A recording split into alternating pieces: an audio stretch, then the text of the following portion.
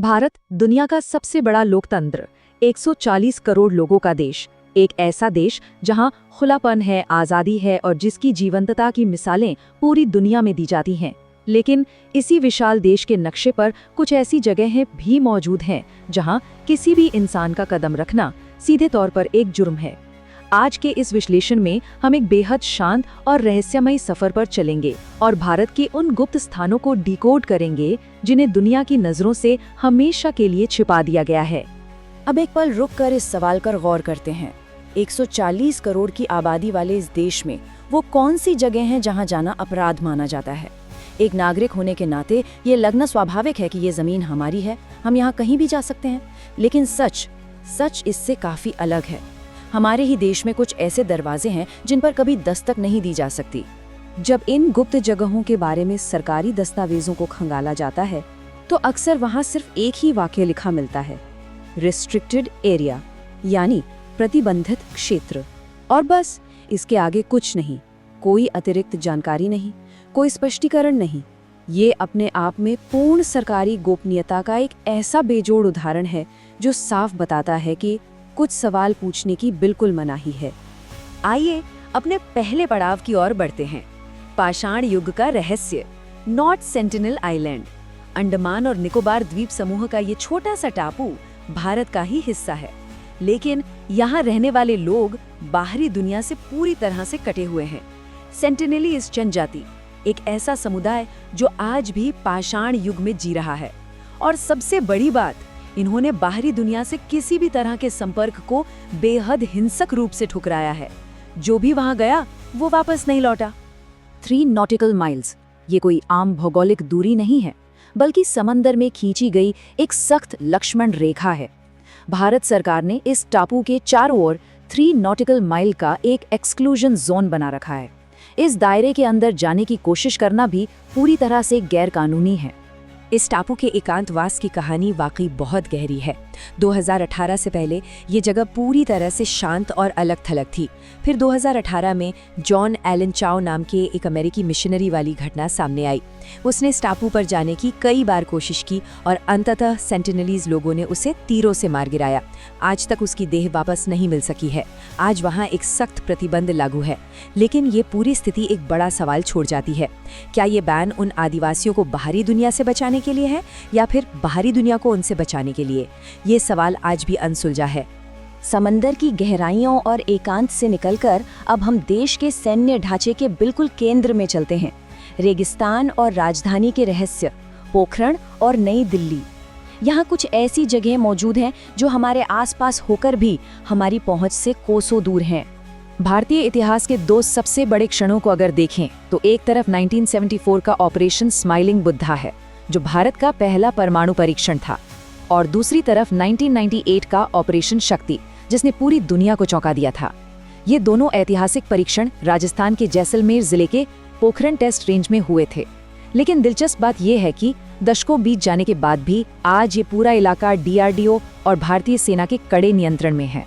आधुनिक cameras, satellites और हथियारों से लैस गार्ड्स यहाँ हर वक्त पहरा देते हैं। ये सवाल जितना सीधा है उतना ही रहस्यमयी भी। जरा सोचिए, पोखरण के उस रेत के नीचे आज भी क्या दफन है? क्या वहाँ आज भी कुछ ऐसी गतिविधियाँ चल रही हैं जिन्हें दुनिया की नजरों से पूरी तरह छिपाकर रखा गया है? रेगिस्तान का यह हिस्सा अपने सीने में आज भी अनगिनत राज छिपाए बैठा है। अब शांत रेगिस्तान से सीधे देश की धड़कन नई दिल्ली की ओर चलते हैं। प्रधानमंत्री, रक्षा मंत्री और सेना के शीर्ष अधिकारी, बस यही वो चुनिंदा लोग हैं जो नई दिल्ली के साउथ ब्लॉक और नॉर्थ ब्लॉक के ठीक नीचे मौजूद एक खुफिया वॉर रूम में प्रवेश कर सकते हैं। ये पूरी की पूरी एक अंडरग्राउंड दुनिया है। लोग रोजाना इन इमारतों के सामने से गुजरते हैं, लेकिन किसी को अंदाजा तक नहीं होता कि उनके पैरों के ठीक नीचे एक ऐसी जगह है जहां से युद्ध के समय पूरे देश को कमांड किया जा सकता है। ये बात सुनने में थोड़ी अजीब लग सकती है कि ये अस्तित्व में है, लेकिन आधिकारिक तौर पर इसका कोई अस्तित्व नहीं है। और सच कहें तो यही इस वॉर रूम की सबसे बड़ी सच्चाई है। 1971 के भारत-पाकिस्तान युद्ध के दौरान इस अंडरग्राउंड बंकर का इस्तेमाल किया गया था। लेकिन ये बंकर जमीन के कितने नीचे है, इसका डिजाइन कैसा है और इसकी सटीक लोकेशन क्या है, ये सब कुछ आज तक पूरी तरह से क्लासिफाइड है। चलिए अब उत्तर दिशा में उन बर्फीली ऊंचाइयों की तरफ बढ़ते हैं जहां हवा भी पतली हो जाती है और रहस्य और भी गहरे। सीमाओं के पार का सच, high altitude secrets. Himachal Pradesh की स्पीति वैली और उससे भी आगे कुछ ऐसे प्रतिबंधित क्षेत्र हैं जहां पहुंचने के लिए इनर लाइन परमिट की जरूरत पड़ती है। लेकिन बात सिर्फ एक कागजी परमिट की नहीं है। परमिट मिलने के बाद भी कुछ इलाके ऐसे हैं जहां सिर्फ भारतीय नागरिकों को जाने की इजाजत है, और वो भी एक विशेष मंजूरी के साथ। क्या ये सिर्फ हथियारों के भंडार हैं या पहाड़ों के बीच बनी गुप्त सुरंगें? ये सवाल सीधे लद्दाख के डेप्सांग प्लेन्स की ओर इशारा करता है, जो लाइन ऑफ एक्चुअल कंट्रोल यानी LAC के बेहद करीब है। 2020 में जब भारत और चीन आमने सामने आए थे, तब सैटेलाइट तस्वीरों में इस इलाके में कुछ ऐसी संरचनाएं देखी गईं जिन्हें कभी आधिकारिक तौर पर स्पष्ट नहीं किया गया। कुछ विश्लेषक इन्हें अंडरग्राउंड टनल बताते हैं, तो कुछ इसे हथियारों का गुप्त भंडार मानते हैं। लेकिन असल सच क्या है, वो सिर्फ वही लोग जानते हैं जिन्हें ये जानने का अधिकार है। अब इस विश्लेषण को एक कदम और आगे तकनीकी रहस्यों की दुनिया में ले जाते हैं।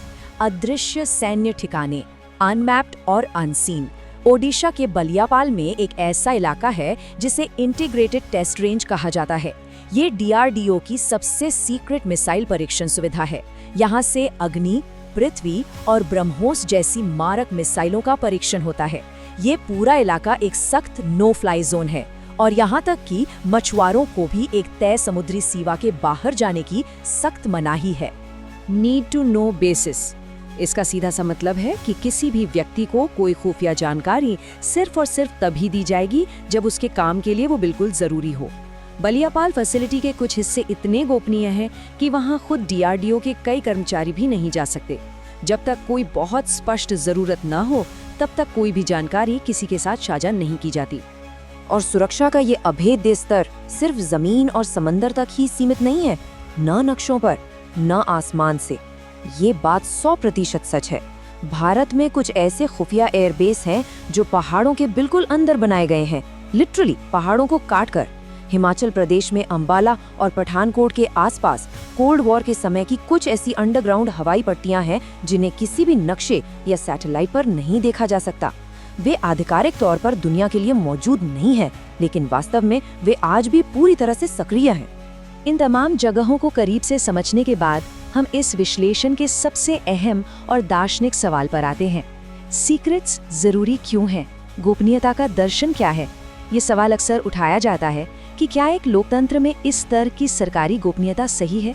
क्या कुछ जगहों को आम इंसान के लिए हमेशा के लिए बंद कर देना वास्तव में जरूरी है? अगर हम इसे वैश्विक स्तर पर देखें तो एक तरफ भारत के ये प्रतिबंधित स्थान हैं और दूसरी तरफ दुनिया भर की मशहूर सीक्रेट जगह हैं, जैसे अमेरिका का एरिया 51, रूस का यमेनटाओ माउंटेन और चीन का जोन 691। ये तुलना इस बात को स्पष्ट करती है कि कुछ दरवाजों को बंद रखना सिर्फ भारत की ही नहीं, बल्कि दुनिया के हर एक ताकतवर देश की एक साझा विशेषता है। एक लोकतंत्र में पारदर्शिता यकीनन जरूरी है, लेकिन देश की सुरक्षा और अस्तित्व के लिए कुछ खास दरवाजे बंद रखना एक मजबूत राष्ट्र की असली पहचान भी है। तो हम इस सफर को एक आखिरी विचारोत्तेजक सवाल के साथ समाप्त करते हैं। क्या एक मजबूत राष्ट्र के लिए ये बेहतर है कि वो अपने कुछ दरवाजे हमेशा के लिए बंद रखे? शायद यही वो रहस्य है जो भारत को इतने विरोधियों और चुनौतियों के बावजूद आज भी मजबूती से खड़ा रखता है। अगली बार जब कोई किसी शांत पहाड़ के पास से गुजरे, किसी रेगिस्तान के किनारे खड़ा हो या समंदर की लहरें देखे, तो एक पल के लिए सोचना लाजमी है, हो सकता है उसके ठीक पीछे एक ऐसी दुनिया मौजूद हो जो आम इंसान के लिए कभी बनी ही नहीं थी। भारत के ये गुप्त स्थान इसकी ताकत के गवाह हैं, और कुछ रहस्य बस रहस्य ही रहने चाहिए।